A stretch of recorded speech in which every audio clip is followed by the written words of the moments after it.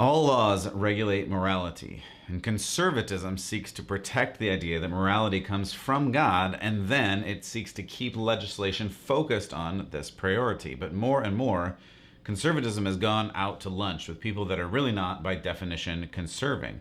If you are a proponent or a practitioner of pornography, or if you believe a woman can be a man or a man can be a woman, or you're acting like it, you're not conservative, you are a progressive. And that quite literally is outside of the biological and moral truth. So today we're going to talk about laws, and we're going to talk about conservatism in the aspect of following God and influencing and being a part of culture. Thanks for choosing Church Public. Let's get started.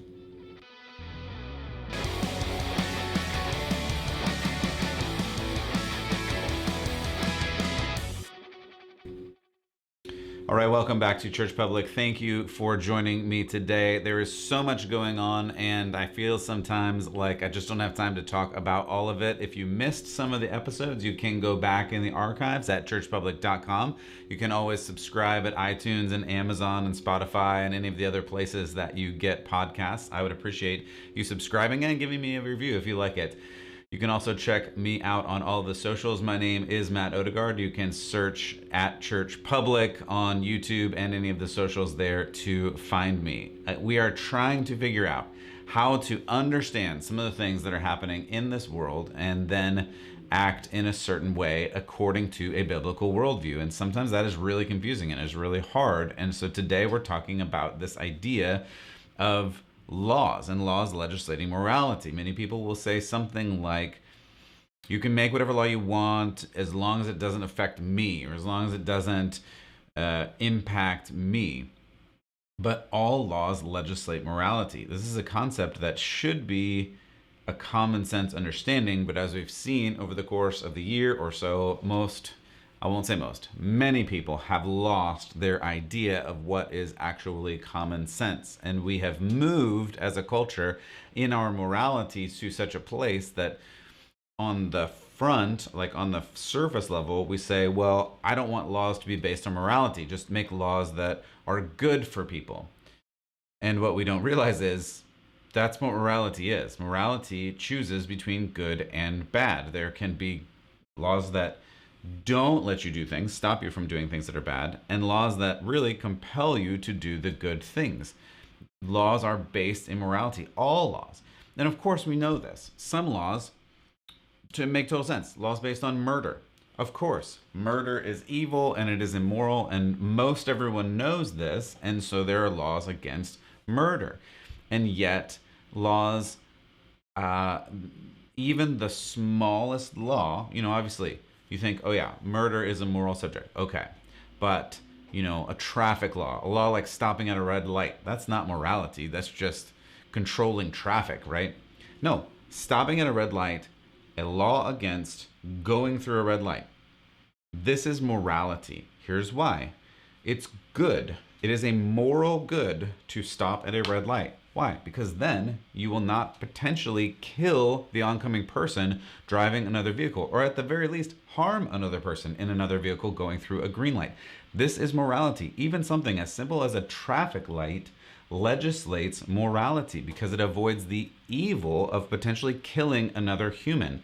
So the silly little traffic light enables morality.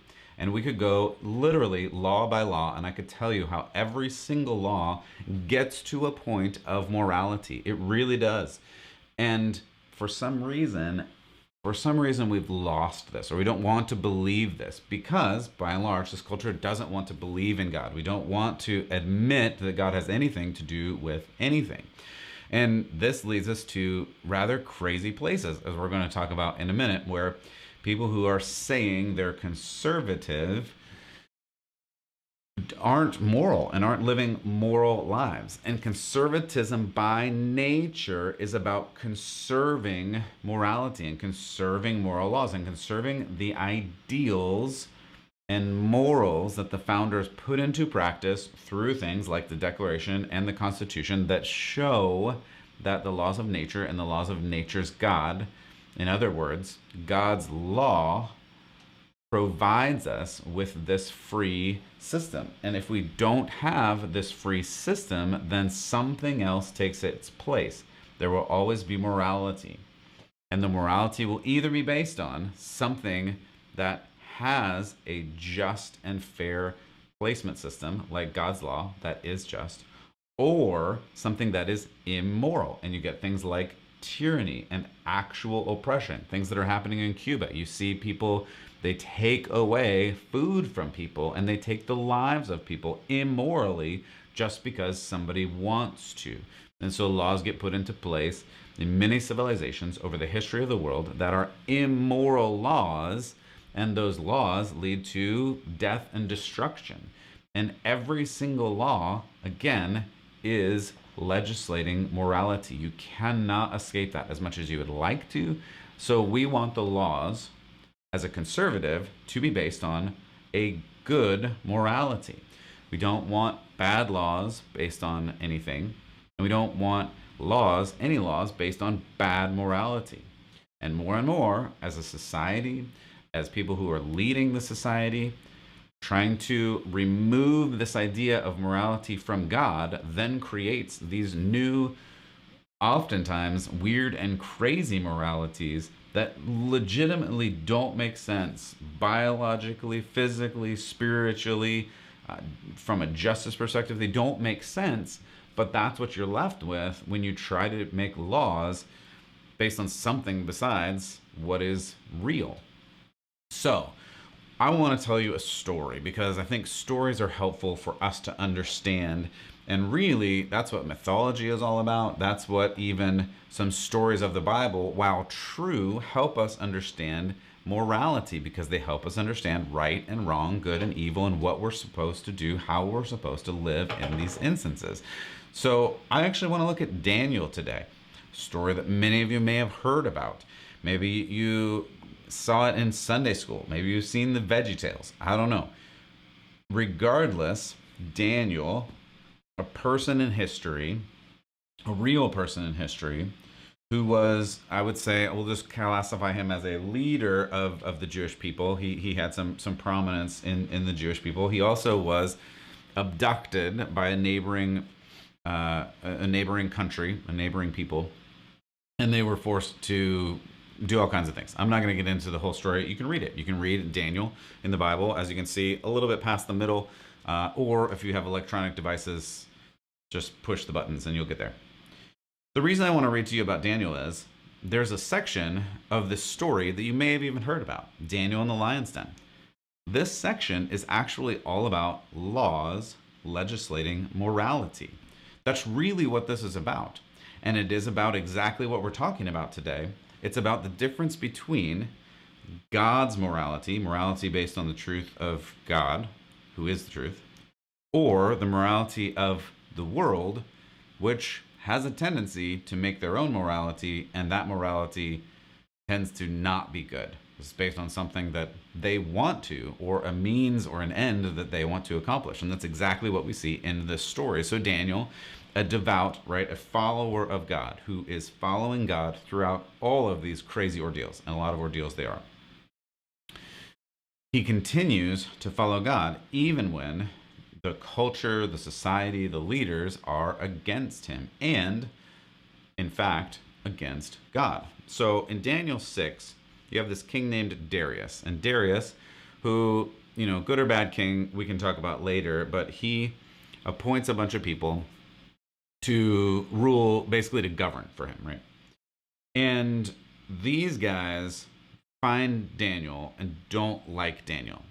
Mainly they don't like him because he's following God. And because he's following God, his authority is higher than the authority of the world. And they don't like that. We've talked about authority on many episodes, and we'll continue to, because it's just a theme that happened thousands of years ago, will continue to happen until Jesus comes again. This world is obsessed with authority and power, and will ever be until Jesus claims his throne for the rest of eternity. But at any rate, so this is Darius, and there's some funny things that happen that they're trying to catch Daniel. And so basically they're just watching him. they're trying to figure out like, hey, what's wrong with Daniel, and basically what can we bust him on? What law is he breaking so that we can get him? I mean, ultimately, that's really what's happening here. And so they get to this point that's, if you were making a movie of this, it would actually be kind of funny, because they get to this point where they say all of them try to find charges against him, and they're unable to do so. They couldn't find any corruption in him. He was trustworthy. He wasn't corrupt. He wasn't negligent. That's 6 verse 4. So they couldn't find anything against him. So they said, well, we will never find any basis of charges against this man. This is verse 5. Unless it has to do with the law of God. So you hear that? Their own laws, he's not breaking, because he's an upright, honest, just man. But he knows, and they know that he knows, that God is the higher authority than man, than government, than all of these things. So they say, we're going to have to invent something that makes him break our law by following God's law. See how that works? So they go to the king and they ask him, this is about verse 7, the king should issue an edict, make a law, and enforce the decree, the law, that anybody who prays to any god or man during the next 30 days, except to you, Darius, shall be thrown into the lion's den. And so that's where you get to this story of Daniel breaking some laws. But here's what happens. So Daniel is doing really good. He's not breaking laws. He's following God, and he's following the law of man, because he's a good moral person. But he also knows that God's law is the basis of morality, and that the government is supposed to enforce the laws of God that are already in place. So these people put in a law that make him break his role, his relationship to God, in order to break this governmental law. And I mean, essentially their goal is to kill him. So this is verse 10. So when Daniel learned the decree had been published, he went home to his upstairs room, where the windows opened towards Jerusalem. 3 times a day he got down on his knees and prayed, giving thanks to God, just as he had done before. All right. So we just have to pause and talk about this, because this is really good. So Daniel has been, it says, as he's been doing before, Daniel has been worshiping God in this way, in his window, with the window open, where he's praying to God, probably out loud. Many of us pray out loud. I know I pray out loud. Sometimes I probably look like a crazy person because I pray to God, because I'm a talker, as you know. So I talk to God, and that's how I worship. That's how I pray. I often do it aloud. It helps me. Seems like Daniel's the same kind of person. He opens his windows, like he's done every day, 3 times a day for this whole time, even though he knows there's this law that if they catch him doing this, he's going to go into the lion's den. But he knows that the law of man is superseded, it's under the authority of God. And he has to worship, he has to follow God. God is primary in this instance. So law is based on morality, and the law is based on the morality of who God is.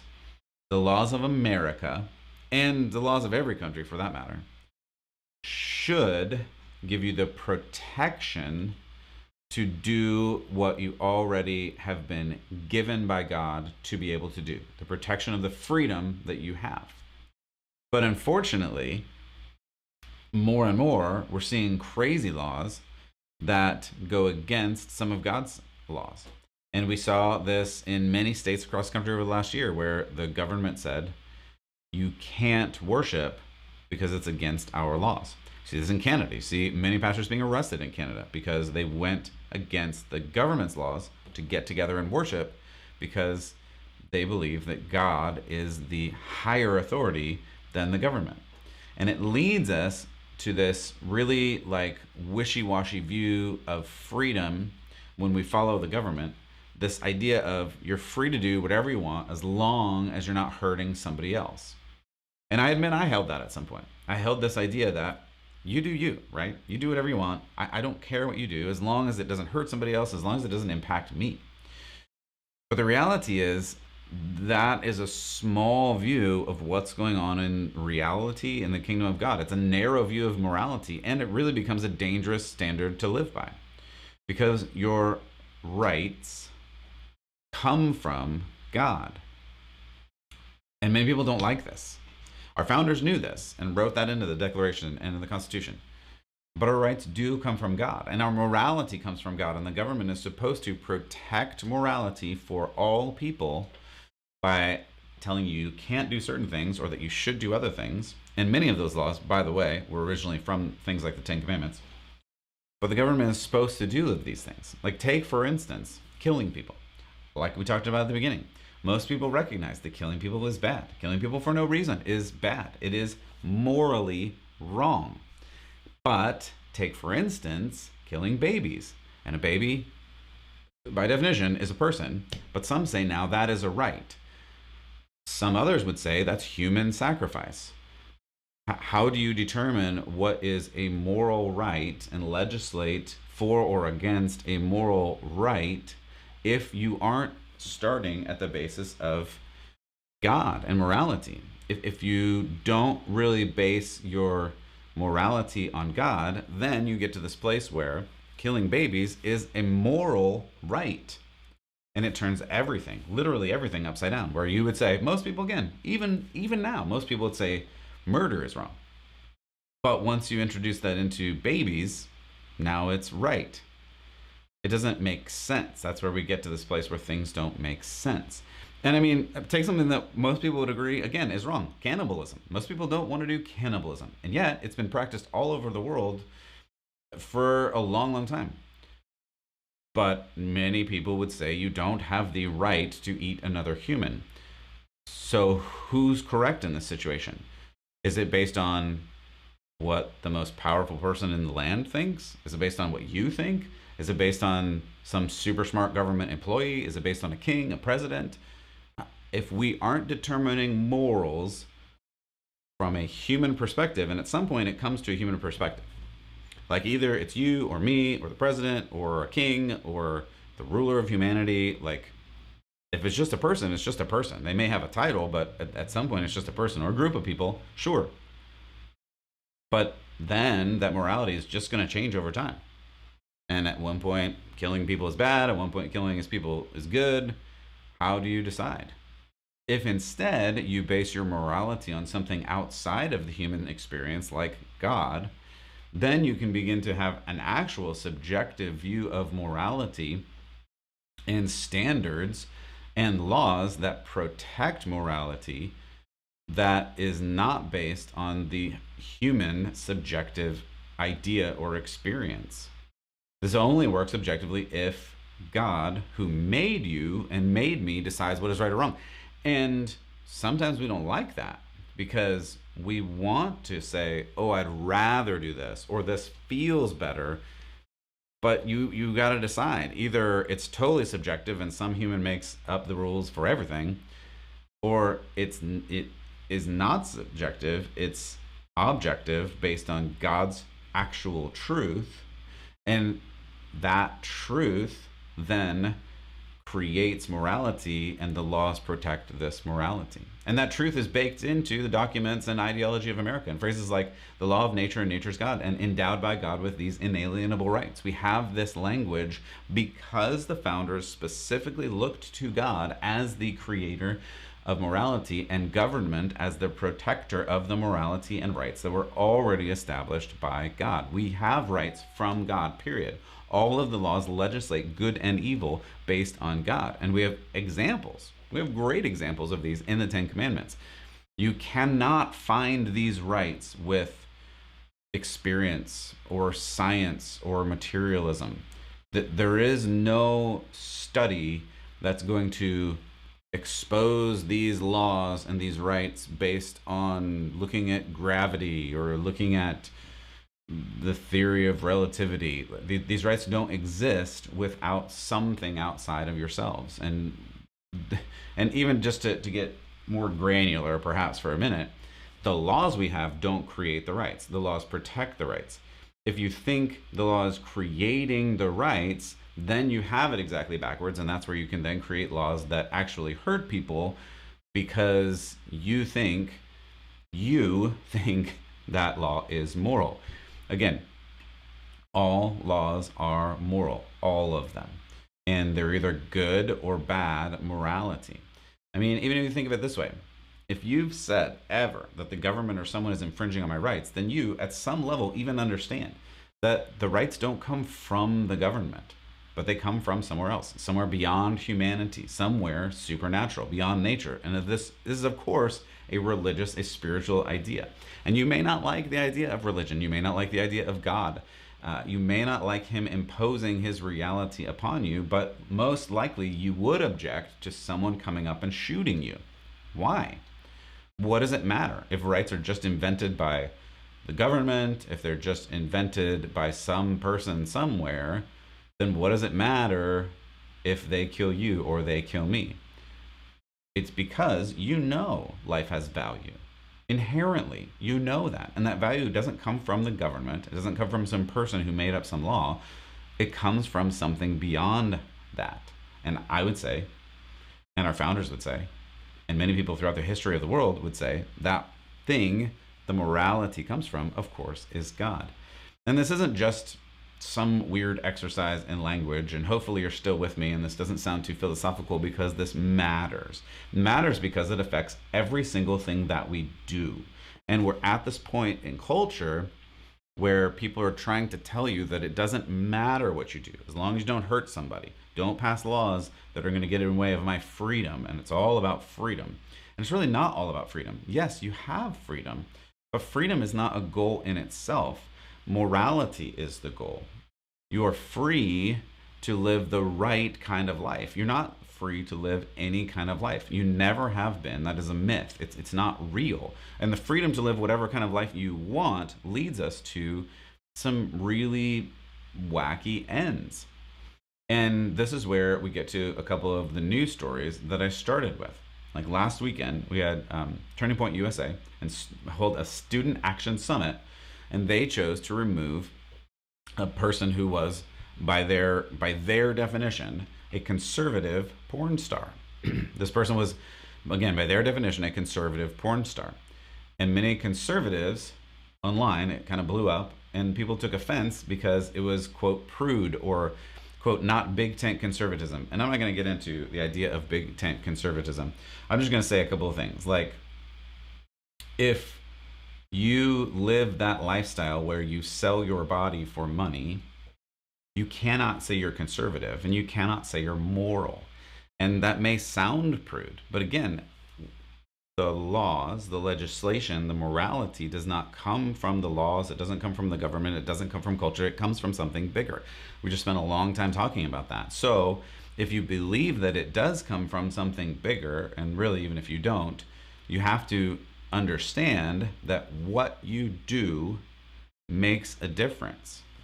If you choose to live and do things that are not moral, whether or not they're permissible by law, if they're not moral, then you're not living a conservative lifestyle. Conserving means to go back to a place where the morality derived from God, protected by the laws, is the foundation of our society. And if that's not the direction you're going or living or claiming, then you're not living conservatively. And we're not even talking like Christian or spiritual, though that is definitely baked in, because this conservative value, at least in America, is based on Judeo-Christian beliefs. And specifically, in a lot of those senses, it is Christian beliefs. Because following God informs morality. And this story blew up. It's been all over or Newsweek and a bunch of different things, because the culture, of course, is on the side of this person who works in the adult industry, who claims to be a conservative and even claims to, I had the quote here somewhere, believe in God, just hate religion. And again, that's the spiritual but not religious theme that's coming up in culture a lot. But it's just, that is an oxymoron. It just is. I mean, I guess you can do whatever you want. I guess you can follow whomever you want. You can believe in whatever God you want. That's fine. But you also can't be a Christian. You can't be a follower of God. It's not the God. It can be a God, small g. I mean, sure. You can say that, but again, that's taking pieces out of Christianity, pieces out of the Bible, and it's not actually the Bible. It's not actually following God. And I mean, even outside of like religion and outside of whatever you would call prudishness, if you just think about this event, she was removed from this event. It's a student action summit. There are minors in this place. Like, that is not the place for an adult entertainment, whatever, actor. I don't know what to say. Of course, again, the whole thing I've been camping on for a long time now is protect our children. Our children should not be exposed to this. This shouldn't be espoused as a good thing. Again, in terms of morality, that's not a good morality. Sure, you could probably make a lot of money at it. Is everything you can make a lot of money at a good thing? Of course not. And if you're doing something which is against the laws of nature and nature's God, then it's not moral, and therefore it's not conservative. And we have to keep these things in mind, because the culture will continue to conflate things together, whether it is in politics, whether it is in even the church. There are a lot of churches that are struggling with these ideas because they're not culturally sensitive, they're not friendly to culture, but that's not the point. We don't want to be hostile, we don't want to be angry, we don't want to be unloving as a people or as individuals. But we also have to stand for true things. The truth really does matter. It's when we let go of the truth and say, fine, just do whatever you want, just don't harm me, that we get into these weird situations where all of a sudden this person is saying, I am part of your club, I believe everything you believe, except for the things that I don't believe. And then you just go, wait, yeah, we don't believe that. And then when they get kicked out, you're like, oh, now you're mad and people are sad and everybody's mad. But we've allowed this false thing to become, according to culture, I guess, a true thing. And we have to just like make sense of what is true and make sense of what is real. That's why I do what I do. We have to fight for the true things, and we have to speak up for the true things, of course in love, of course in grace, but we can't let these weird false things go. Another just quick example is Caitlyn Jenner, who is running as a conservative in California's race for governor. A person who was a man, is a man, who thinks they are a woman, is by definition not conservative. They cannot be conservative because this Judeo-Christian ethic and worldview that is the baseline for conservatism, it just is by definition. It can't exist where you don't believe basic biology and basic truth, and then even just basic scripture. And this is the baseline for how America was represented in the beginning. And this is what we conservatives want to go back to conserve this freedom that we have, that is protected by laws that are based on the morality of God. And this is not theocracy. It's not God's way or no way. Theocracy would be, we force you to follow this religion. That's not what this is. Instead, we want to protect this freedom to worship, freedom to believe, and it is important to do that, because even people who don't believe it get the benefit of it. If we go the other way, and if the government legislates morality based on whatever they want to, what happens 100% of the time, look through history, is the morality bends towards atheism, secularism, and weird ideologies and idolatry that makes these crazy laws where people are persecuted and killed. And if you don't believe that, if you don't believe me, actually research what is going on in Cuba today and how the people, just the regular people, are being treated and what freedoms they do or don't have. And you see how when people are allowed to lead and let their ideas, rather than God's ideas, be the foundation, this is what you get every time throughout history, every time. We need God to be our foundation, and more we're moving away from this place where God is not the foundation of our leadership. It is not the foundation of our morality in God is not the foundation then of the laws that we make to protect everyone. You don't even have to believe in God to know that you benefit from this moral truth and the freedom found in God's kingdom, because it doesn't happen without that. It just doesn't. Constitution, the Declaration, were designed to protect these God-given rights that we have, but truth is exclusive. Truth by nature says there are true things and there are not true things, and you cannot have them both together. You cannot live however you want with any morality and still claim to be living in the truth. You have to actually live in the truth. But again, I can't tell you what to do. You have to do whatever you want to do. I'm not in charge of anything.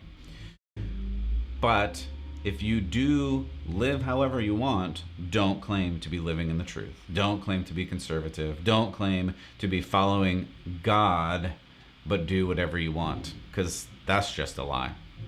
So I hope that you can follow God, and the instructions for doing that are in this book that you can read anywhere, at any time, through any device. You can also use the paper copy like I've got here.